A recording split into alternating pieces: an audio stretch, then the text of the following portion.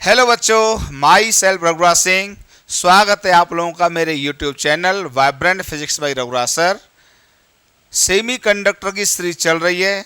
आज semi conductor का lecture number 5 start करेंगे। ये सेमी कंडक्टर का आखिरी लेक्चर है आज। बिना कोई टाइम किल किए हुए आप हेडिंग लगा लीजिए, सेमी कंडक्टर लेक्चर 5 लगा लीजिए। अब देखिए, इस लेक्चर में हम दो आर्टिकल कवर करेंगे मेनली। ये आखिरी आर्टिकल है थियोरेटिकल। एक carrier concentration in semiconductors, carrier concentration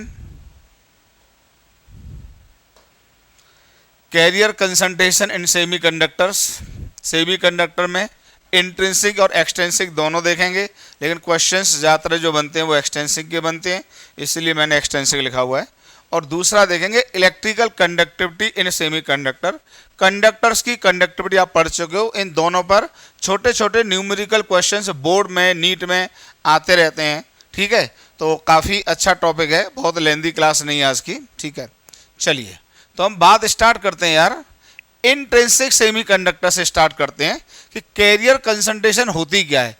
career concentration का मतलब है, ये टर्म है, आपको पता होगा, NH एंड NE, याद है आपको? ठीक है, ये क्या थी बताइए? नंबर ऑफ होल्स पर unit volume. Number of holes पर यूनिट वॉल्यूम आपको याद होगा, मैंने पढ़ा दिया था। यूनिट वॉल्यूम में हमेशा कैलकुलेट करते हैं। और ये क्या था बताइए? ये था नंबर ऑफ इलेक्ट्रॉन्स। कौन से वाले इलेक्ट्रॉन्स? फ्री इलेक्ट्रॉन, जो कंडक्शन बैंड में होते थे। और ये किस में होते थे? होल्स वैलेंस बैंड में होते थे। तो number of electrons per unit volume, ठीक है, पर यूनिट वॉल्यूम, इसकी बात करने जा रहे हैं। अब देखिए, इस इंट्रिंसिक सेमीकंडक्टर में क्या होता था, ध्यान से सुन लेना, बहुत मजा आएगा। एकदम आसान है, कठिन तो लग ही नहीं सकता यार। ये तो हमने पढ़ाने से पहले कसम खाई थी कि फिजिक्स को कठिन नहीं लगने देंगे। और शायद यार बच्चों से बातचीत होती है, वो ऐसा बोलते भी हैं। बात बाकी तो फिर अब यार यही है कि स्टूडेंट टू स्टूडेंट डिपेंड करता है आप कितने हार्ड वर्किंग हैं। ये देखिए, एक इंट्रिंसिक सेमीकंडक्टर की पिक्चर बना रहा हूँ मैं। अब बताइए, यहाँ पे हर जगह सिलिकॉन होगा तो S लिख देता हूँ मैं शॉर्ट में, S सिलिकॉन, क्योंकि इंट्रिंसिक सेमीकंडक्टर में कोई इम्प्योरिटी नहीं होती है। ध्यान से सुनना, इस तरीके से कोवेलेंट बॉन्ड बनते हैं 4, सब आपको आता है, कौनों दिक्कत नहीं है। चैप्टर अब अंत की तरफ बढ़ चला है, तो ऑब्वियसली चीज़ें बहुत बेहतर तरीके से क्लियर होंगी इस समय आपको। अब देखिए, अब आपको पता रहता है बच्चों, बातचीत नहीं, डिस्टर्ब नहीं करने का, ठीक है। ये मैंने एक सिलिकॉन का क्रिस्टल बनाया, ठीक है, सिलिकॉन का क्रिस्टल बनाया। हर एटम के चारों तरफ देखिए, ये बैलेंस बैंड में होते हैं, ये वैलेंस बैंड में होते हैं 4 इलेक्ट्रॉन, वैलेंस बैंड में होते हैं 4 इलेक्ट्रॉन। तो अगर मैं आपसे पूछूं इस समय होल्स की संख्या और इलेक्ट्रॉन्स की संख्या कितनी होगी बताइए? तो 0 होगी। Ne बराबर 0 और NH बराबर भी 0 होगा। और हम ये कहते हैं कि 0 केल्विन टेम्परेचर पर, टेम्परेचर 0 केल्विन है, ठीक है, 0 केल्विन, ठीक है, वो सब समझते हैं। तो 0 केल्विन पर होल्स की संख्या भी 0 होगी और इलेक्ट्रॉन्स की संख्या भी 0 होगी।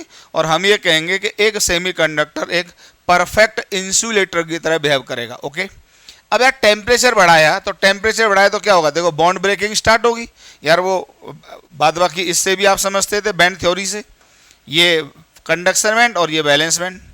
तो अभी सभी इलेक्ट्रॉन यहाँ पर हैं, ठीक है। अभी यहाँ पर कोई भी इलेक्ट्रॉन नहीं है, होल भी यहाँ नहीं है, क्योंकि सभी क्वांटम स्टेट्स में इलेक्ट्रॉन्स भरे हुए हैं। जैसे ही टेम्परेचर बढ़ाएंगे बताइए, ये इलेक्ट्रॉन फुदक के यहाँ जाएंगे, ठीक है, जैसे हमारा बोली फुदकता है ऐसे ही फुदकने लगेंगे, ठीक है। और यहाँ पर क्या रह जाएंगे बताइए? होल्स रह जाएंगे। तो देखिए, एक तो जितने इलेक्ट्रॉन यहाँ पर होंगे उतने ही होल यहाँ पर क्रिएट होंगे।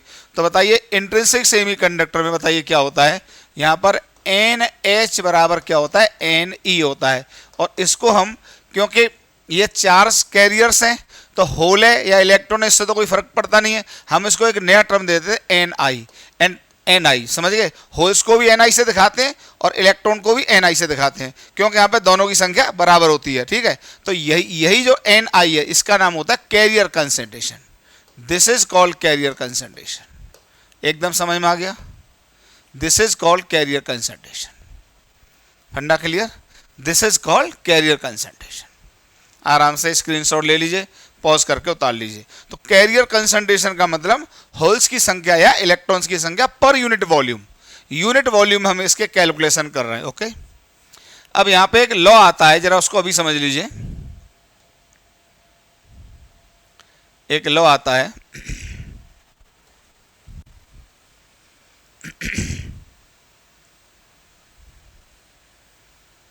देखिए जरा, एक लॉ होता है, मास एक्शन लॉ होता है। हालांकि आपको एक्सटेंसिंग में काफ़ी बेहतर क्लियर होगा, पर थोड़ा सा भी समझने में कोई दिक्कत नहीं है।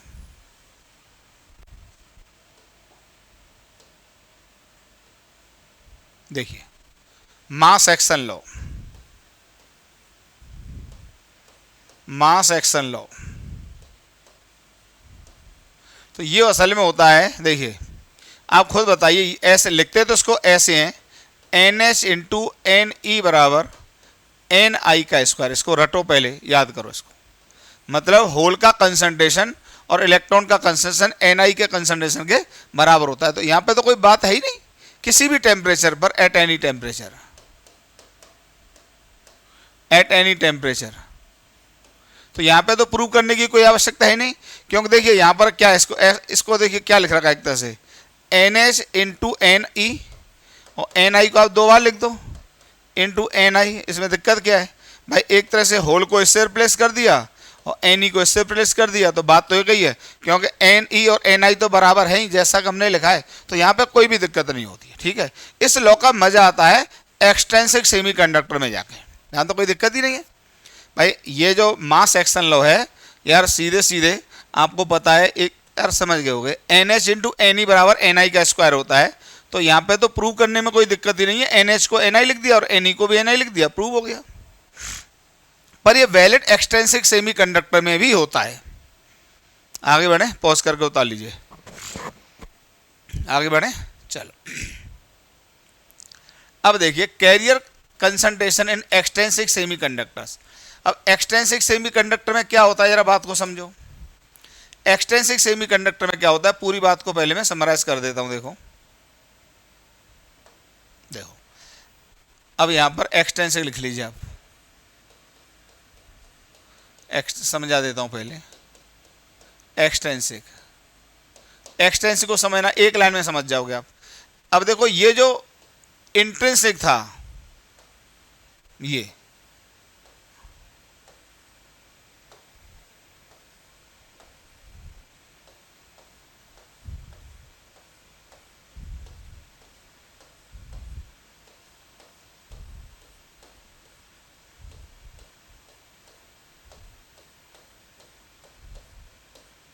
एकदम आराम आराम से,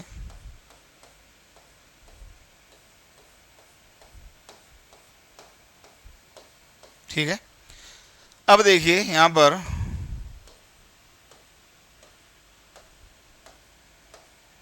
ठीक है, अब मान लो कुछ, ठीक है? अब जरा समझिए, जब हम बात करते हैं, अब यहां पे तो अब आपको क्लियर कि Ne बराबर क्या होता है, NH बराबर Ni, इंट्रिंसिक की बात कर रहे हैं। अगर आपने अब इसमें इम्प्योरिटी ऐड कर दी, इम्प्योरिटी, तो देखो दो तरह के बनते हैं, एक एन टाइप और एक पी टाइप, एक डोनर वाला एक एक्सेप्टर वाला, वो दोनों मैं आपको बता चुका हूं। तो अगर हम यहीं पे बनाएं,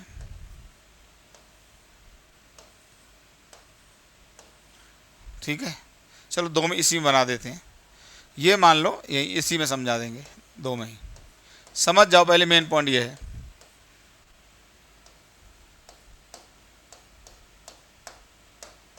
ठीक है, सब समझते हैं यार, वही है। अब मान लो हमने एन टाइप की बात की, तो एन टाइप में कोई कंफ्यूजन नहीं होना चाहिए। एन का मतलब नेगेटिव, नेगेटिव का मतलब ऐसा इंप्योरिटी ऐड किया होगा जिसके पास एक एक्स्ट्रा इलेक्ट्रॉन रहा होगा। इसका मतलब उसने क्रिस्टल को एक इलेक्ट्रॉन दिया, तो मतलब डोनर, डोनर का जब एक इलेक्ट्रॉन देगा और वो होते हैं पेंटावेलेंट, तो मान लो हमने फॉस्फोरस लिया। अब एक फास्फोरस तो लिया नहीं होगा, अरबों खरबों की संख्या में फास्फोरस लेते हैं और ये हमेशा एक इलेक्ट्रॉन एक्स्ट्रा लेके आता है। तो ध्यान रखना, जब हम किसी, ये कैसा हो गया, एन टाइप हो गया, ये एन टाइप, ये एन टाइप हो गया। तो अब देखिए हम क्या करते हैं कि यहां पर तो एन ई और एन एच एन आई के बराबर थे। अब ध्यान से सुनना, और इसको कहते हैं डोनर है तो एन डी से प्रिंट करते हैं, इसको किससे प्रिंट करते हैं, कैपिटल एन डी। पहले ये दिमाग में ले लो। अब जो डोनर इंप्योरिटी होती है या एक्सेप्टर इंप्योरिटी होती है, तो डोनर इंप्योरिटी को कैपिटल एन डी से दिखाते हैं। बात वही अभी भी, नंबर ऑफ डोनर इंप्योरिटीज पर यूनिट वॉल्यूम, और एक्सेप्टर इंप्योरिटी को डिनोट करते हैं एन ए से, तो नंबर ऑफ एक्सेप्टर इंप्योरिटीज पर यूनिट वॉल्यूम। ओके, अब ध्यान से सुनना कि यार आपको मैंने पहले ही बताया था कि जब आप टेम्परेचर बढ़ा भी देते हैं तो यहाँ पे एन ई और एन एच की संख्या कोई बहुत ज़्यादा नहीं होती है, क्योंकि इंट्रिंसिक सेमीकंडक्टर रूम टेम्परेचर पर भी बहुत अच्छे कंडक्टर नहीं होते हैं। एसी बंद कर दिए जरा। इंट्रिंसिक सेमीकंडक्टर रूम टेम्परेचर पर भी बहुत अच्छे कंडक्टर्स नहीं होते हैं, ठीक है, बहुत अच्छे कंडक्टर नहीं होते हैं, और इसलिए इंप्योरिटी ऐड करके इनकी कंडक्टिविटी बढ़ाई जाती है। तो पूरा समझा दिया था कि जब हम डोनर इंप्योरिटी ऐड कर देते हैं तो इलेक्ट्रॉन्स की संख्या को बताइए जो टेम्परेचर कंट्रोल करता है या डोनर इंप्योरिटी, यार सब बता चुके हैं। तो हम ऐसा सोचते हैं कि मान लो टेम्परेचर की वजह से आए होंगे 2 लाख, पर डोनर इंप्योरिटी की वजह से जो इलेक्ट्रॉन्स आते हैं वो 10 करोड़। तो 10 करोड़ डोनर इंप्योरिटी की वजह से इलेक्ट्रॉन क्रिस्टल के अंदर आए, जबकि 2 लाख केवल किससे आए, थर्मल एजिटेशन से। तो 2 लाख को 10 करोड़ के सामने हम नेग्लेक्ट कर सकते हैं। तो अब हम यहाँ पर ये कहने लगते हैं, बहुत ध्यान से सुना, बहुत अच्छा पॉइंट बताने जा रहा हूँ, यही मेन होता है। अब हम यहाँ पर ये कहने लगते हैं कि जो एन ई होगा वो नियरली इक्वल टू होगा N D. This is concept, एक तरह से एक अजम्पशन हो गया, अज्यूम, एक अजम्पशन हो गया, ये दिमाग में ले लीजिए इस बात को, ये एक अजम्पशन हो गया। तो फिर रिपीट कर देते हैं, एक इंट्रिंसिक सेमीकंडक्टर में एन ई बराबर एन एच बराबर एन आई होता है, लेकिन जब एक इंप्योरिटी ऐड कर देते हैं, और एन टाइप की हम बात कर रहे हैं फिलहाल, ऐसे ही हम पी टाइप की भी बात आपको क्लियर करेंगे, तो ये इलेक्ट्रॉन एक्स्ट्रा लेकर आता है। तो यहाँ पे इलेक्ट्रॉन 2 वजह से होंगे, एक तो थर्मल एजिटेशन से भी इलेक्ट्रॉन प्रोड्यूस हुए होंगे, वो भी कंडक्टिविटी शो करेंगे, और इलेक्ट्रॉन, ज़्यादातर इलेक्ट्रॉन डोनर इंप्योरिटी ने प्रोड्यूस किए होंगे। तो टोटल इलेक्ट्रॉन की संख्या होती तो दोनों की वजह से है, पर डोनर इंप्योरिटी की वजह से बहुत ज़्यादा होती है। तो मेनली इलेक्ट्रॉन किसकी वजह से काउंट होते हैं, डोनर इंप्योरिटी की वजह से। तो एन ई की वैल्यू हम क्या ले लेते हैं, nearly equal to N D. This is concept. दूसरा सुनिए, तो इसका मतलब क्या हो गया, जो एन ई होता है वो एन आई से, ध्यान से सुनना, जो एन ई होता है ये एन आई से बहुत बड़ा हो जाता है। क्लियर हो गया। अच्छा दूसरा सुनो, जो होल्स की संख्या होगी यहां पर भी क्या होगी, जो होल्स होंगे एन एच, यार वो लेस देन एन आई हो जाता है। ये बात नहीं समझ में आई होगी कि सर होल्स कैसे घट गए। होता क्या, ध्यान से सुनना, कि यहां पर 2 लाख होल थे और 2 लाख इलेक्ट्रॉन थे। ध्यान से सुनना, क्या था, दोबारा सुनिए। इंट्रिंसिक सेमीकंडक्टर के अंदर मान लो किसी टेम्परेचर पर, टी के टेम्परेचर पर, या मान लो जैसे 27 डिग्री सेंटीग्रेड की हम बात कर लेते हैं, 27 डिग्री सेंटीग्रेड की बात कर लेते हैं, तो यहां पे 2 लाख इलेक्ट्रॉन थे और 2 लाख होल थे। अब आपने इसमें इंप्योरिटी पी टाइप ऐड कर दी, तो जो इंप्योरिटी ने इलेक्ट्रॉन्स प्रोड्यूस किए या इलेक्ट्रॉन दिए क्रिस्टल को, वो दिए 10 करोड़। तो इलेक्ट्रॉन्स की संख्या 10 करोड़ हो गई, यहां से 2 लाख, तो टोटल इलेक्ट्रॉन हो गए 10 करोड़ प्लस 2 लाख, जो कि मेनली इक्वल टू कितना आ जाएगा, 10 करोड़ आ जाएगा। अब होल यहां पे कितने होने चाहिए आपके हिसाब से, 2 लाख, बड़े आराम से समझना।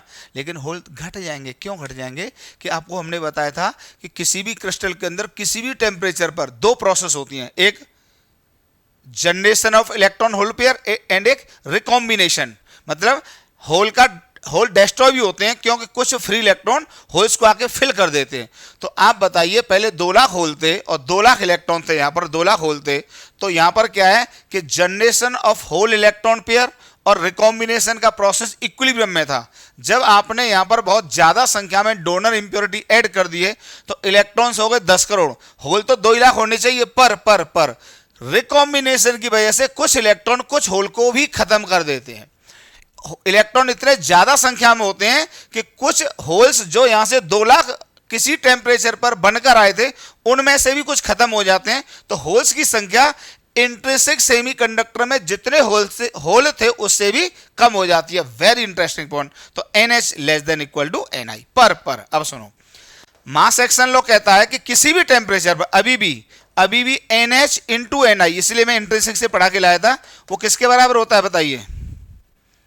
इंट्रिंसिक से पढ़ा के लाया था, इसलिए मैं आपको इंट्रिंसिक सेमीकंडक्टर से पढ़ा कर लाया था।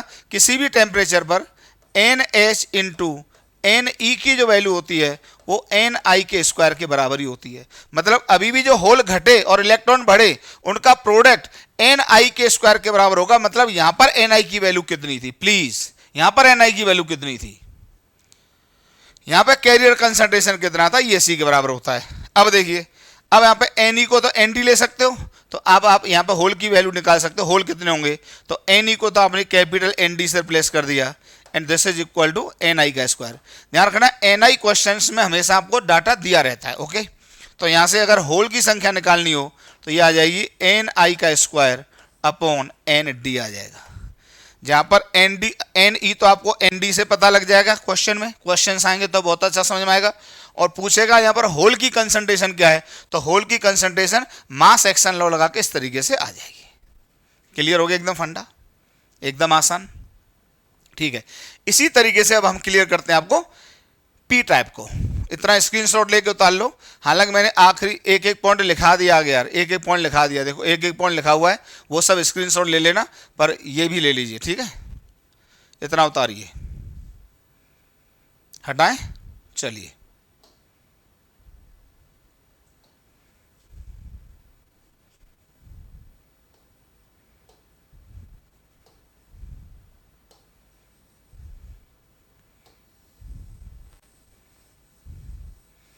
अब अगर ये समझ में आ गया है तो आपको एन टाइप भी समझ में आ जाएगा, सॉरी पी टाइप भी समझ में आ जाएगा।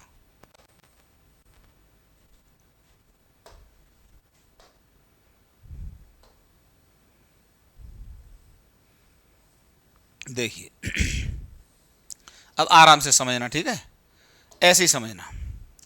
अब देखिए, अब हमने यहां पर पी टाइप कर दिया। पी का मतलब पॉजिटिव, पॉजिटिव का मतलब होल, होल का मतलब एक ऐसी इंप्योरिटी आपने ऐड की होगी जो पहले से एक होल लेकर आई होगी। ऐसा होने के लिए उसका एटॉमिक नंबर सिलिकॉन के एटॉमिक नंबर से एक कम होना चाहिए, तो एल्यूमिनियम हो गया 13, तो एक होल पहले से होता है, तो यहां पे एक होल पहले से होता है, एक होल पहले से, ध्यान रखना ये होल, बाद बाकी तो सब इलेक्ट्रॉन ही। अब देखिए, और यहां पर आपने एल्यूमिनियम लिख दिया। अब देखना पी टाइप में एल्यूमिनियम एक होल पहले से लेकर आया, एक्स्ट्रा होल। अब ध्यान से सुनना, जैसे यहां पर 2 लाख थे, 2 लाख, 2 लाख, ठीक है। अब ऐसे ही सुन लो, ऐसे सुन लो, 2 लाख यहां पर होल थे, 2 लाख इलेक्ट्रॉन थे, तो Ni की वैल्यू कितनी हो गई? 2 लाख। पढ़ना क्लियर हो गया? किसी भी टेम्परेचर पर अगर आपने टेम्परेचर बढ़ा दिया होता तो हो सकता है कि 10 लाख होल हो जाते, 10 लाख इलेक्ट्रॉन हो जाते, तो Ni की वैल्यू भी कितनी हो जाती? 10 लाख। ये बात क्लियर है? अब इसी टेम्परेचर पर आपने इंप्योरिटी ऐड कर दी, ट्राईवैलेंट इंप्योरिटी। अब इसके बाद एक होल एक्स्ट्रा है, तो एक बात बताइए, अब यहां पर क्या है कि 2 लाख पहले से भी होल थे, अब ये एक्स्ट्रा होल लेकर आया, क्योंकि आपको पता है यहां पर ये जो इलेक्ट्रॉन होता है होल को भरने आता है और बहुत सारे होल जनरेट हो जाते हैं। ये सब कहानी आपको बताई जा चुकी है पिछले लेक्चर्स में, पर आप नॉर्मल लैंग्वेज में भी समझना चाहें तब भी समझ जाएंगे। तो ये एक एटम एक होल लेके आया, तो इसमें इंप्योरिटी की संख्या 10⁸ के ऑर्डर की होती है, वो सब बता चुके हैं। तो जो होल होते हैं वहां से 2 लाख होल, और ये जो इंप्योरिटी ने होल प्रोड्यूस किए वो 10 करोड़, तो 10 करोड़ के सामने फिर से 2 लाख को क्या कर देंगे? नेग्लेक्ट। तो जो होल मेनली काउंट होंगे वो केवल किसकी वजह से होंगे? इंप्योरिटी की वजह से होंगे, और इसको कहते हैं Na, एक्सेप्टर इंप्योरिटी, क्योंकि ये सिलिकॉन के क्रिस्टल से के इलेक्ट्रॉन को एक्सेप्ट करता है, इसलिए क्या कहते हैं? एक्सेप्टर इंप्योरिटी कहते हैं, क्योंकि अनस्टेबल होता है। पिछली क्लास में सारी बात बता चुका हूं। तो Na, तो बताइए यहां पे जो होल की संख्या होगी वो किसके बराबर होगी? Nearly equal to Na। This is concept. तो होल की संख्या लगभग Na के बराबर होगी। अब देखिए दूसरी बात, जो होल की संख्या होगी वो किससे बड़ी होगी बताइए? Ni से ज्यादा होगी, और इलेक्ट्रॉन की संख्या उसी तरीके से कम हो जाएगी Ni से। कैसे कम हो जाएगी? ध्यान से सुनना, कि यहां पर 2 लाख इलेक्ट्रॉन थे तो 2 लाख यहां होने चाहिए, पर होल इतने ज्यादा संख्या में है कि फ्री इलेक्ट्रॉन जो थर्मल एजिटेशन से कुछ इलेक्ट्रॉन प्रोड्यूस हुए थे वो इलेक्ट्रॉन भी उन होल में जाके अपने आप को स्टेबल कर लेते हैं, तो होल की इलेक्ट्रॉन्स की संख्या और कम हो जाती है, इसलिए एन फर्दर घट गया। तो अब देखिए यहां पे इलेक्ट्रॉन की संख्या एन से कम हो गई, होल की संख्या एन से ज्यादा हो गई, पर मास एक्शन लॉ के अनुसार अभी हम ये लिखेंगे N E into N H, ये बराबर अभी भी किसके बराबर होता है, एन आई के स्क्वायर के बराबर होता है। ये मास एक्शन लॉ, यह मैं आपको इंट्रिंसिक सेमीकंडक्टर से समझा कर ला रहा हूं, ठीक है। और अगर अब देखिए, अब यहां पे होल की संख्या तो आप किसके बराबर ले लेते हो, सीधे एक्सेप्टर इंप्योरिटी के बराबर ले लेते हो। क्वेश्चन में किसकी संख्या पूछेगा, इलेक्ट्रॉन की संख्या। एक्सट्रिंसिक सेमीकंडक्टर के अंदर जिसमें ट्राइवेलेंट इंप्योरिटी ऐड की होगी उसमें इलेक्ट्रॉन की संख्या कितनी होगी, तो वो इस फॉर्मूले से निकल जाएगी। तो बताइए एन ई की वैल्यू किसके बराबर हो जाएगी, बताइए एन आई का स्क्वायर अपॉन एन एच, और एन एच किसके बराबर है बताइए, एन ए, तो एन ई की वैल्यू आ जाएगी एन आई का स्क्वायर अपॉन एन। एकदम आसानी से समझा दिया मैंने आपको, क्लियर है, एन ए, ठीक है। ले लीजिए स्क्रीनशॉट, बाद बाकी मैंने सब लिखा हुआ है, एक एक करके पढ़ देता हूं, देखो आपको बिल्कुल भी दिक्कत नहीं होगी। समझा सब दिया, समझा सब दिया, ठीक है, ले लो स्क्रीनशॉट। चलिए देखिए, अब वही सब जो समझा है वो सब लिखा हुआ है, देखो in extrinsic semiconductors due to addition of impurity carrier concentration changes, ठीक है भाई। जो इंट्रिंसिक सेमीकंडक्टर था उसमें होल की संख्या और इलेक्ट्रॉन की संख्या बराबर एन आई था, वो दोनों संख्याएं बराबर थी, होल और इलेक्ट्रॉन पर यूनिट वॉल्यूम दोनों की संख्या बराबर थी, पर कम थी, वो काफी कम थी, ठीक है। जैसे 2-2 लाख मान लीजिए, 2 lakh hole 2 lakh electron.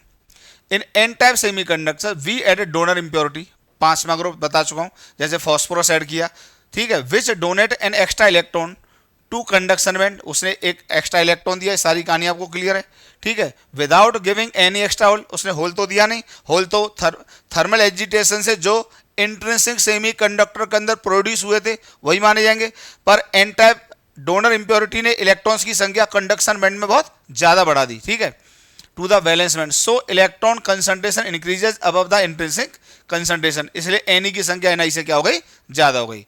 Also due to recombination, देखो वर्ड मैंने यूज किया था, ठीक है, लिखा भी दिया है, also due to recombination of electrons and holes the hole concentration decreases, और एनएच की संख्या एनआई से कम हो जाती है, ठीक है, एकदम क्लियर है। आगे बढ़ता हूं। अब इसी तरीके से इन पी टाइप सेमीकंडक्टर देखिए, we add acceptor impurity, third group, atom which accept an extra electron, वो उसमें से इलेक्ट्रॉन को एक्सेप्ट करता है, and create extra hole in valence band, ये आपको क्लियर है, वैलेंस बैंड में एक्स्ट्रा होल क्रिएट करके लेकर आता है, क्योंकि सिलिकॉन के बॉन्ड के इलेक्ट्रॉन को जो इंप्योरिटी एक्सेप्टर इंप्योरिटी अपने साथ एक होल लाती है, वो उसको एक्सेप्ट करके डिफरेंट प्लेसेस पर होल क्रिएट कर देता है, okay. And create extra hole in valence band without giving any extra electron to conduction band, तो इसलिए होल की संख्या इलेक्ट्रॉन से ज्यादा होती है, सब समझा चुका हूं। Also due to recombination of electron hole electron concentration decreases, ये भी आपको बता चुका हूं, ठीक है, क्लियर। स्क्रीनशॉट ले लीजिए, कुछ है ही नहीं, सब लिखा दिया मैंने, बाद बाकी सब समझा दिया।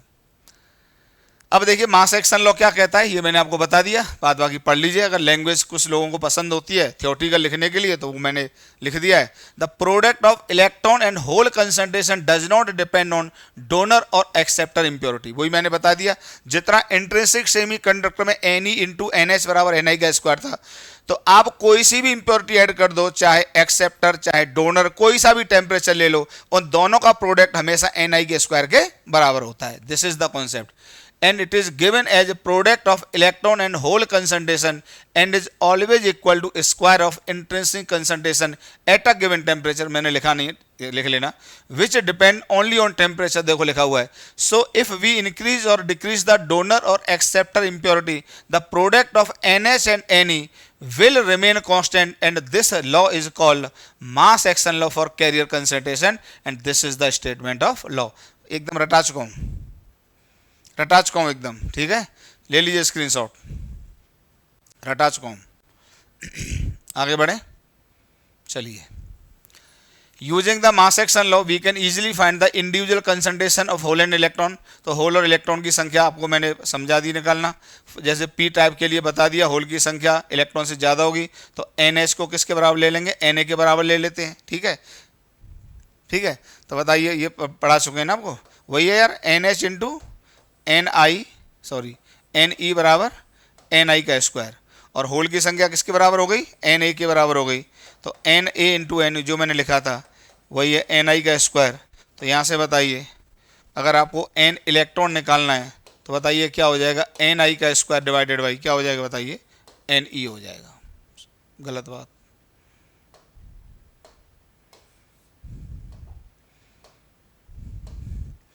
N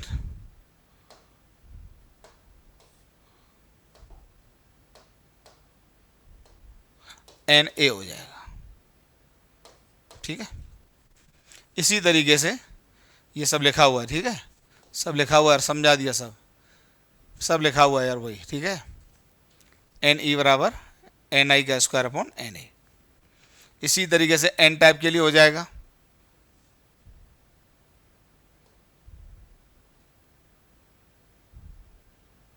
इसी तरीके से N टाइप के लिए हो जाएगा। For N type Nd is the concentration of donor impurity. अगर डोनर इम्प्योरिटी का कंसंट्रेशन Nd है then we know Ne greater than NH, समझा चुके हैं, बिकॉज ईच डोनर, वो सारी कहानी क्लियर है और ये आ जाता है। ठीक है, आराम से स्क्रीनशॉट ले लीजिए, सब समझा दिया आपको।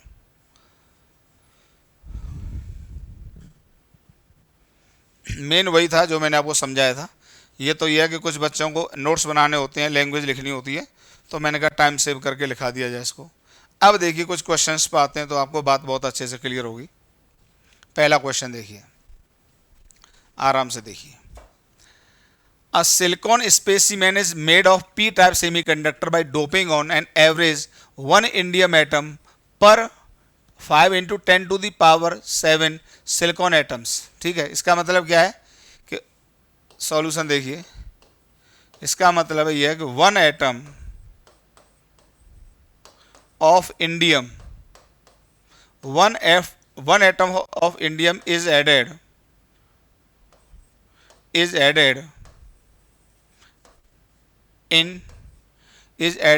in 5 into 10 to the power 7 atoms of silicon। ठीक है, ठीक है, indium atom पर if the number density of atoms in the silicon specimen is 5 into 10 to the power 28।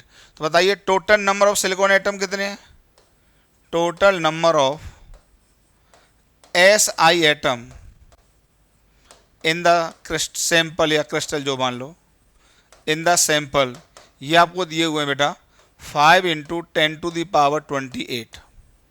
ठीक है, बहुत आसान क्वेश्चन है, वही एटम्स पर मीटर क्यूब। ठीक है, पर मीटर क्यूब, पर मीटर क्यूब। ठीक है, पर मीटर क्यूब। ठीक है, find the number of acceptor atoms.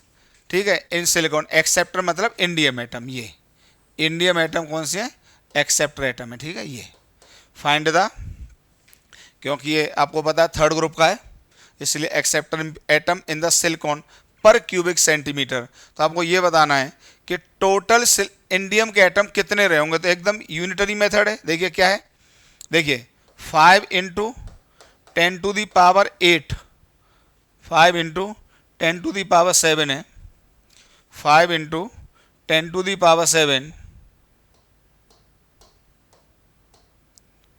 5 into 10 to the power 7 atoms.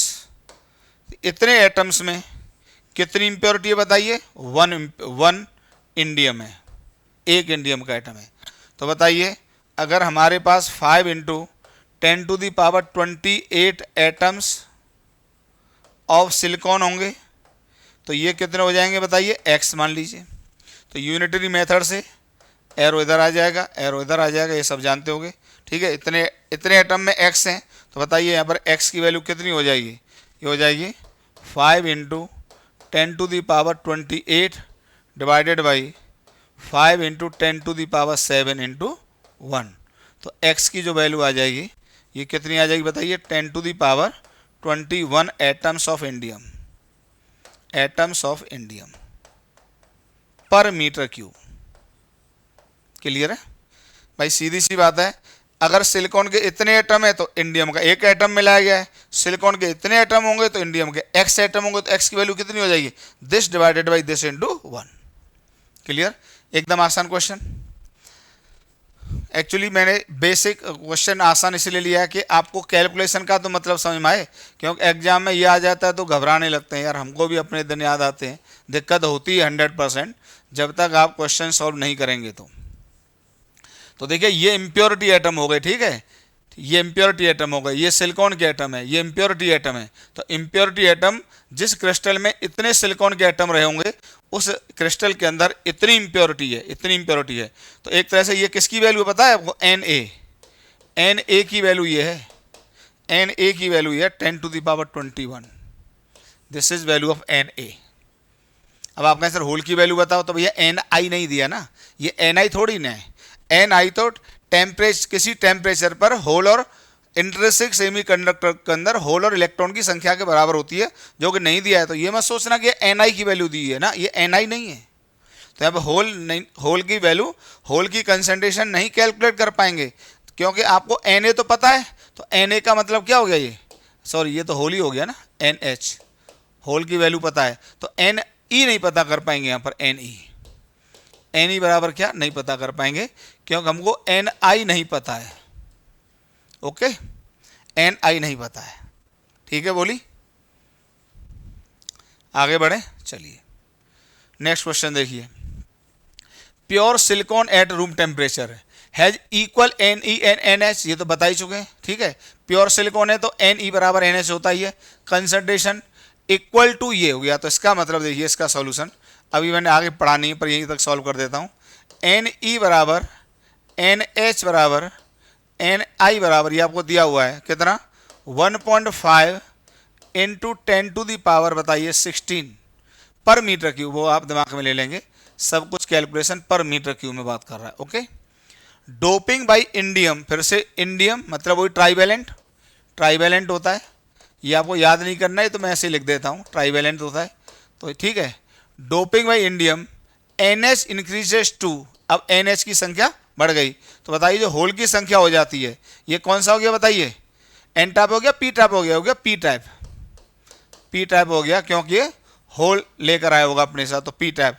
तो NH बराबर किसके, ये एक्सेप्टर होता है, क्योंकि होल लेकर आता है तो इलेक्ट्रॉन को एक्सेप्ट करता है, तो इसलिए इसको क्या कहते हैं, एक्सेप्टर इंप्योरिटी कहते हैं। तो NH बराबर हो जाएगा Na, जिसकी वैल्यू क्या दी हुई है अब आपको बताइए, 3 × 10⁻22 पर मीटर क्यूब। आराम से देखते रहिए। Okay, calculate Ne in the doped silicon. तो अब आपको पता है by mass action law, mass action law लगाकर, भाई मास एक्शन लॉ, ठीक है।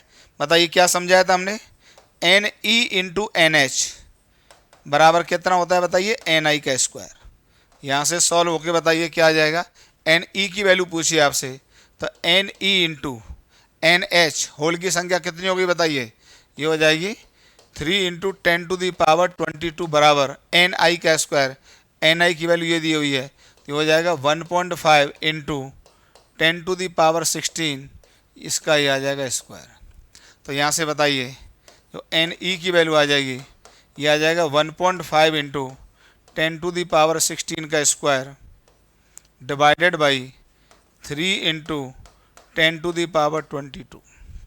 बात बाकी सॉल्व भैया आप कर लेना, ये बस काम नहीं करता हूँ मैं, यही नहीं करता हूँ। इसको कुछ लोग अदरवाइज ले लेते हैं, प्लीज़ अदरवाइज लेना ना, नाराज ना होना। ज़्यादा करोगे तो कर दूंगा यार, ऐसा कुछ नहीं है। चलो कर देता हूँ, ये आ जाएगा 2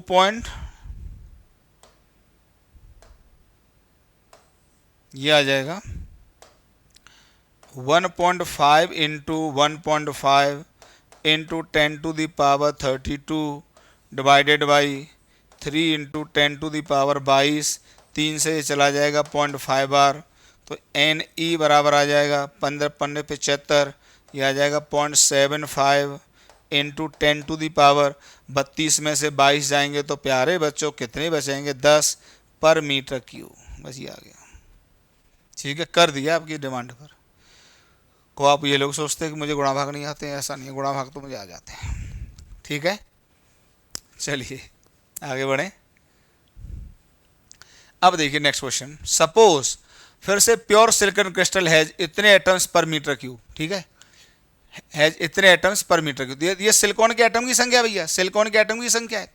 it is doped by 1 parts पर million concentration of pentavalent. Pentavalent, अब देखिए कंसंट्रेशन क्या है 1 pp, तो बताइए जो पेंटावेलेंट का मतलब क्या हो गया, डोनर या एक्सेप्टर। डोनर क्योंकि 5 इलेक्ट्रॉन लेके आया होगा, 4 बॉन्डिंग में आ गए होंगे और एक एक्स्ट्रा बच गया होगा, इसलिए डोनेट करेगा।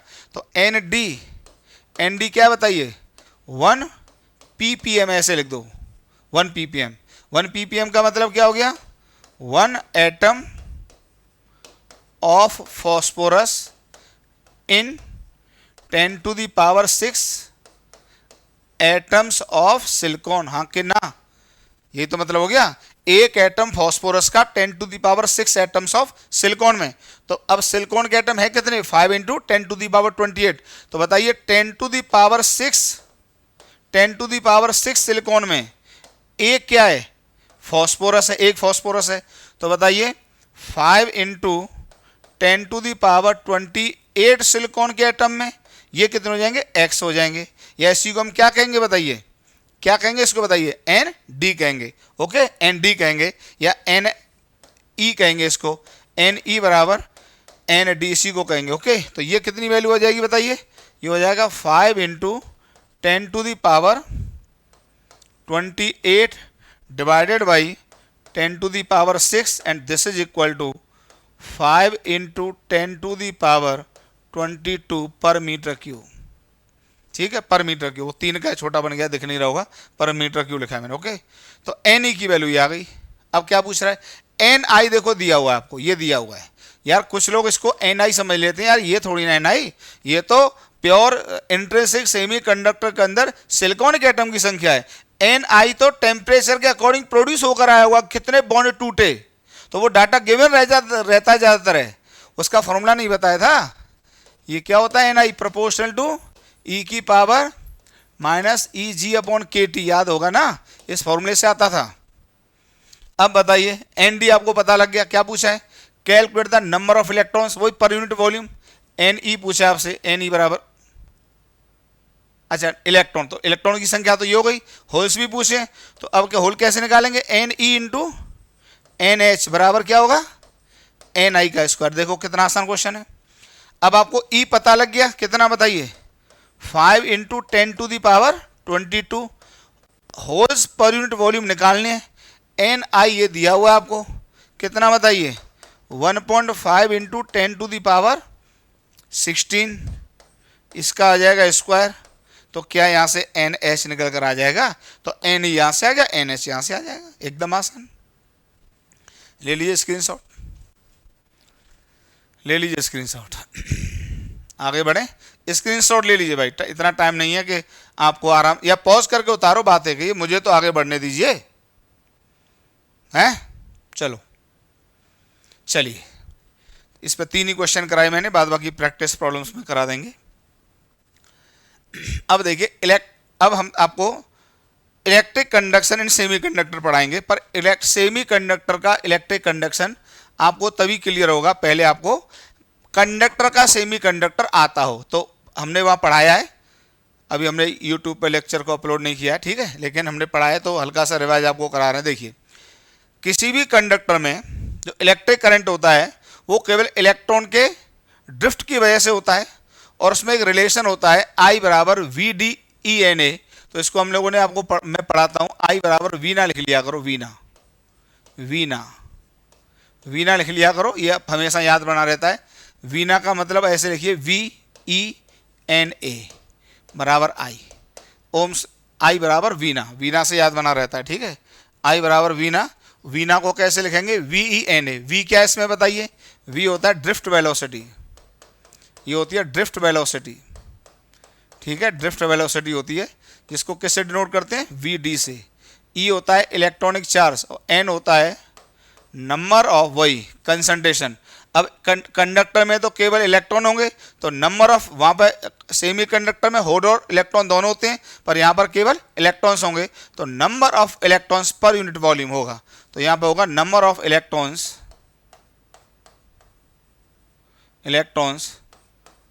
पर यूनिट वॉल्यूम, ठीक है, पर यूनिट वॉल्यूम। ए हो जाएगा एरिया ऑफ क्रॉस सेक्शन, ये एरिया, ये कंडक्टर का एरिया, ठीक है, क्लियर है। तो ये जो करंट इसमें बनता है, ये जो इसमें करंट बनेगा इधर आई, ये किससे बनेगा बताइए, V D E N A, और ये यहाँ पे जो जिस वेलोसिटी से ड्रिफ्ट कर रहे हैं ये क्या कहलाती है, वी डी। ये सब यार करंट लेक्चर में पढ़ाया जाता है, बहुत डिटेल वहाँ भी पढ़ाऊंगा, लेक्चर डालूंगा तो आएगा, लेकिन कहीं भी आपने पढ़ा होगा तो थोड़ा बहुत आपको आता होगा। तो ये होता है, ठीक है। अब हमको कंडक्टिविटी की तरफ बढ़ना है, ठीक है। अब देखिए हमने लिख दिया, we know that the relation between current I and drift velocity V D is ये। हालांकि मैंने समझा भी दिया, आप आई बराबर वी ना, सीधे कंडक्टर के लिए याद रखो, वी नाम है वी, समझ गए हो गया, ठीक है। Where N number of electrons per unit volume, ठीक। अब यहाँ से स्टेट थोड़ा टूटना चाहिए, ठीक है। अब देखिए करंट डेंसिटी जे क्या होती है, आई अपॉन ए, तो अब यहीं से आई अपॉन ए लिखोगे, देखो ए को इधर ले आओ तो ये क्या बचेगा, एन ई वी डी बचेगा, ठीक है। अब देखो एक फिजिकल क्वांटिटी हमने और पढ़ाई थी, आपको क्या पढ़ाया था बताइए, मोबाइलिटी म्यू, क्योंकि मोबाइलिटी को इंट्रोड्यूस करना होता है यहाँ पर, वो काफ़ी, क्योंकि वो टेम्परेचर पर डिपेंड करती है, और टेम्परेचर के अकॉर्डिंग किसी भी कंडक्टर की कंडक्टिविटी भी चेंज होती है, तो मोबाइलिटी को इंट्रोड्यूस करना बड़ा जरूरी होता है। और ये हमने क्या बताया था, drift velocity per unit electric field. भाई इस बैटरी ने यहाँ पर इलेक्ट्रिक फील्ड प्रोड्यूस किया होगा इस डायरेक्शन में, ठीक है, ठीक है। तो ये इलेक्ट्रिक फील्ड जो बैटरी ने प्रोड्यूस किया, जो कि वी पर डिपेंड करता है, एल पर डिपेंड करता है, ओके, ये सब कहानी। तो ये हो जाएगी बताइए drift velocity per unit electric field. तो यहाँ से बताइए वी डी को रिप्लेस करेंगे तो ये आ जाएगा म्यू ई, ठीक। तो बताइए यहाँ से अगर हम इसको रिप्लेस करते हैं तो जे बराबर क्या आ जाएगा, जे बराबर आ जाएगा एन ई, और वी डी को क्या लिख सकते हैं बताइए, म्यू ई, ठीक। अब ध्यान से देखिए, ये जो टर्म है एन ई म्यू, एन बताइए कंडक्टर की प्रॉपर्टी हो गई, number of free electrons per unit volume, E electronic charge होता है यूनिवर्सल कांस्टेंट, और ये म्यू जो हो गया मोबिलिटी, ये टेम्परेचर की प्रॉपर्टी हो गई, टेम्परेचर की प्रॉपर्टी। तो किसी गिवन टेम्परेचर पर बताइए ये क्वांटिटी कांस्टेंट होगी, और इसी को कहते हैं कंडक्टिविटी, दैट इज सिग्मा। तो इसको मैं लिखूंगा सिग्मा ई, गोल्डन लॉ। तो बताइए सिग्मा क्या हो गया बताइए, ये हो गया एन ई म्यू, किसी भी टेम्परेचर पर। टेम्परेचर बदलोगे तो एन एन एन नहीं बदलेगा, ई नहीं बदलेगा, क्योंकि एन प्रॉपर्टी ऑफ मटेरियल हो जाएगा, क्योंकि यहाँ पर होल थोड़ी होते हैं कि टेम्परेचर बढ़ाए तो बॉन्ड टूट गए, ठीक है। तो एन नहीं बदलेगा, हालांकि थोड़ा बहुत चेंज हो जाता है, वो इश्यू नहीं है, और म्यू बदल जाएगा मेनली। तो टेम्परेचर बढ़ाने पे कंडक्टिविटी बढ़ जाती है, और ये हमने आपको पहले ही बताया था कि कंडक्टर में टेम्परेचर बढ़ाने पे कंडक्टिविटी बढ़ती है, कंडक्टिविटी बढ़ेगी तो रेजिस्टेंस घटता है, तो रेजिस्टिविटी भी होती है रो। ये क्या होता है बताइए, 1/सिग्मा। तो ये क्या हो जाएगा बताइए, एन ई म्यू हो जाएगा। आराम से लिख लीजिए, एकदम आसान है चीज़ें, ठीक है, एकदम आसान है, लिख लीजिए यार। बोर्ड में नीट में सब क्वेश्चंस इस पर आते हैं, लिख लीजिए, एकदम आसान है। आगे बढ़े, ये देखो इस पेज पे मैंने सब लिख दिया है, मोबिलिटी ये सब होता है लिख दिया, और फिर जे बराबर एन ई म्यू, और इसको क्या लिख दिया, कंडक्टिविटी सिग्मा ई, ये सिग्मा ई हो गया। तो कंडक्टिविटी हो गई सिग्मा 1 ये, और 1/रो होती है, रो बराबर हो गया 1/एन ई म्यू। म्यू क्या है इसमें बताइए, मोबिलिटी, ठीक है, मोबिलिटी, ओके। तो for conductors mobility decreases with increase in temperature, ये तो पहले ही बता चुके हैं कि जब टेम्परेचर बढ़ाते हैं तो इलेक्ट्रॉन्स की काइनेटिक एनर्जी बढ़ती है, उनकी स्पीड बढ़ती है, स्पीड बढ़ती है तो कोलिजन की फ्रीक्वेंसी बढ़ती है, कोलिजन की फ्रीक्वेंसी बढ़ने से आगे चलने की क्षमता उनकी घट जाती है। भाई जैसे किसी गैलरी में होकर 10 लोग जा रहे हो, आराम आराम से निकलेंगे तो निकल जाएंगे, पर सब अपनी जगह उछलने लगें तो सबका निकलना कठिन हो जाता है, मतलब मोबिलिटी कम हो जाती है, ठीक है। तो टेम्परेचर बढ़ाने पर मोबिलिटी कम हो जाती है, ओके। तो for conductors mobility decreases with increase in temperature, hence conductivity of conductors decreases with increase in temperature, वो सब आपको बता चुके हैं। तो बताइए कंडक्टिविटी क्या करती है, म्यू, देखिए टेम्परेचर बढ़ाएंगे मोबिलिटी घटेगी, मोबिलिटी घटेगी तो सिग्मा घटेगा, सिग्मा घटेगा तो रेजिस्टेंस बढ़ेगा, ठीक। तो उल्टा होता है, टेम्परेचर बढ़ाते हैं तो रेजिस्ट, उल्टा लग गया क्या मैं,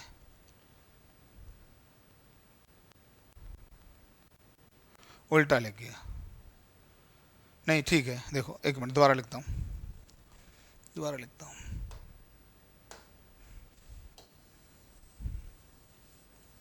दोबारा लिखता हूँ। देखिए टेम्परेचर बढ़ाएंगे, टेम्परेचर आपने बढ़ाया तो मोबिलिटी घटेगी, मोबिलिटी घट गई, मोबिलिटी घटेगी तो सिग्मा भी घटेगा, कंडक्टिविटी भी घटेगी, और कंडक्टिविटी घट गई तो इसका मतलब रेजिस्टेंस बढ़ गया, रेजिस्टेंस बढ़ गया। तो टेम्परेचर के बढ़ाने पर कंडक्टर के केस में रेजिस्टेंस बढ़ जाता है, जबकि सेमी कंडक्टर में रेजिस्टेंस घट जाता है, आपको बता चुके हैं, ठीक है, सही लिखा था, क्लियर। अब यही फॉर्मूला आप यूज कर लेंगे कंडक्टर के केस में, बस फर्क क्या होगा देखो, अब सेमी कंडक्टर में क्या फर्क होगा, अब यहाँ पे देखिए जो कंडक्टर के केस में, कंडक्टर के केस में जे कंडक्टर क्या बताया था हमने, बताइए, ये आपको पढ़ाया था एन ई म्यू और ई, यही तो था, ये था। यहाँ पर बताइए सिग्मा कंडक्टर क्या बताया था हमने, ये बताया था एन ई और म्यू, याद आ गया आपको, अभी अभी लिखा है। अब बताइए जो सेमी कंडक्टर होगा वहाँ पर होल भी होंगे, ये होल्स, होल भी कंडक्शन दे रहे होंगे और इलेक्ट्रॉन्स भी दे रहे होंगे, दोनों कंडक्शन दे रहे होंगे, तो जो करंट डेंसिटी हो जाएगी वो दोनों की वजह से हो जाएगी। तो मैंने जे एस सी मतलब सेमी कंडक्टर लिखा है, तो इलेक्ट्रॉन प्लस होल दोनों की वजह से हो जाएगी। फिर बताइए इसकी वैल्यू क्या लिख देंगे उसी फॉर्मूले से। अब यहाँ पे बताइए जब जे ई लिखोगे इलेक्ट्रॉन के लिए कंडक्टिविटी को, ठीक है, तो बताइए यहाँ पे एन हो जाएगा इलेक्ट्रॉन की संख्या, ई तो वही चार्ज होता है इलेक्ट्रॉन और होल पे बराबर होता है, ये हो जाएगी इलेक्ट्रॉन की कंसंट्रेशन पर यूनिट वॉल्यूम, और म्यू म्यू इलेक्ट्रॉन, क्योंकि इलेक्ट्रॉन और होल की मोबिलिटी अलग अलग होती है तो ये लिखा जाएगा। और जब आप इसको होल के लिए लिखेंगे तो ये हो जाएगा एन एच, ई वही रहेगा और म्यू एच। ध्यान रखना कंडक्टिविटी दोनों की अलग, सॉरी मोबिलिटी इलेक्ट्रॉन और होल की अलग अलग होती है तो अलग अलग वैल्यू पुट होगी। होल की कंसंट्रेशन और इलेक्ट्रॉन की कंसंट्रेशन भी अलग अलग होती है तो ये वैल्यू अलग अलग होंगी, पर इलेक्ट्रॉन की चार्ज होल और इलेक्ट्रॉन दोनों पर सेम होता है तो वही लिखा जाएगा। ओके, तो देखिए इसको इससे रिप्लेस किया, इसको इससे रिप्लेस किया, ई और ई कॉमन लिया इसमें से, दोनों में से, क्योंकि इलेक्ट्रिक फील्ड तो पूरे कंडक्टर के लिए, पूरे सेमी कंडक्टर में एक ही होगा, तो होल भी वही फील्ड फील करेंगे जो बैटरी ने प्रोड्यूस किया होगा और इलेक्ट्रॉन्स भी वही फील करेंगे जो बैटरी ने प्रोड्यूस किया होगा, तो ये ई आ जाएगा, तो ये बन गया ये। ठीक, अब मान लो इफ लगा देना यहाँ पर, इफ, ठीक है, इफ सिग्मा, अब देखो सिग्मा एस सी मतलब सेमी कंडक्टर की कंडक्टिविटी सिग्मा एस सी से नोट कर रहा हूं मैं, sigma S C is the conductivity of semiconductor. तो बताइए क्या हो जाएगा, अभी ये आपको पढ़ाया था, क्योंकि देखिए कंडक्टर के लिए क्या होता है बताइए, जे सी बराबर ये, तो ये क्या हो गया था, यहां से ये क्या हो गया था बताइए, जे बराबर हो गया सिग्मा ई। ठीक, तो हमने लिखा कि अगर सेमी कंडक्टर की कंडक्टिविटी सिग्मा एस सी है तो बताइए क्या होगा, जे एस सी बराबर सिग्मा एस सी इंटू ई हो जाएगा। ठीक, क्लियर है, ये क्वेश्चन नंबर 1। अब हमें सेमी कंडक्टर की कंडक्टिविटी फाइंड आउट करनी थी, तो फर्स्ट इक्वेशन और सेकंड इक्वेशन को इक्वेट करा दो, तो क्या लिख देंगे बताइए, सिग्मा सेमी कंडक्टर ई बराबर क्या आ जाएगा बताइए, ई ई, और यहां से आ जाएगा N E mu E plus ये आ जाएगा एन एच और म्यू एच, ये आ जाएगा, ई से ई क्या हो जाएगा, कैंसिल हो जाएगा, तो सिग्मा सेमी कंडक्टर बराबर आ जाएगा ई, और ये आ जाएगा N E mu E plus N H mu H. कुछ लोग इस फॉर्मूले को याद रख लेते हैं, जो याद रख लें बहुत अच्छा, डायरेक्ट न्यूमेरिकल्स आते हैं इस फॉर्मूले के ऊपर। ठीक है, डायरेक्ट न्यूमेरिकल्स आते हैं इसके ऊपर। एन ई क्या है, इलेक्ट्रॉन्स का concentration in extensive semiconductor, mu e क्या, ये हमेशा क्वेश्चन में दी होगी, इलेक्ट्रॉन की मोबिलिटी, होल की कंसंट्रेशन इन एक्सटेंसिव सेमीकंडक्टर दी होगी, और मोबिलिटी होल की आपको दी होगी, ये फॉर्मूला होता है डायरेक्ट। अगले पेज पे मैंने इसको लिख भी दिया है, देखिए फर्स्ट एंड सेकंड से इक्वेट करा के ये आ जाता है। ठीक है, 10 we find the conductivity of conductivity और resistivity of semiconductor depend upon, तो बताइए कंडक्टिविटी या रजिस्टिविटी, रजिस्टिविटी क्या हो जाती है बताइए, ये रो सेमी कंडक्टर हो जाएगा, ये क्या हो जाएगा बताइए 1 सिग्मा सेमी कंडक्टर हो जाएगा। तो रो सेमी कंडक्टर बराबर क्या हो जाएगा बताइए 1/E, ये हो जाएगा NE mu E plus NH और म्यू एच, ये हो जाएगा। तो देखिए किस किस पर डिपेंड कर रही है, एक तो कैरियर कंसंट्रेशन पर और एक मोबिलिटी पर डिपेंड कर रही है, तो हमने दोनों लिख दिया। ये ऑब्जेक्टिव में सवाल आता है। तो सेमी कंडक्टर की कंडक्टिविटी 2 फैक्टर पर डिपेंड करती है, किस किस पर, NE NH और म्यू एच म्यू ई, ये टेम्परेचर पर डिपेंड करते हैं दोनों। जबकि कंडक्टर के केस में हम मटेरियल की प्रॉपर्टी भर मान लेते थे, तो वो केवल मोबिलिटी पर डिपेंड करते थे। ये क्वेश्चन आपके दिमाग में रहना चाहिए, ठीक है।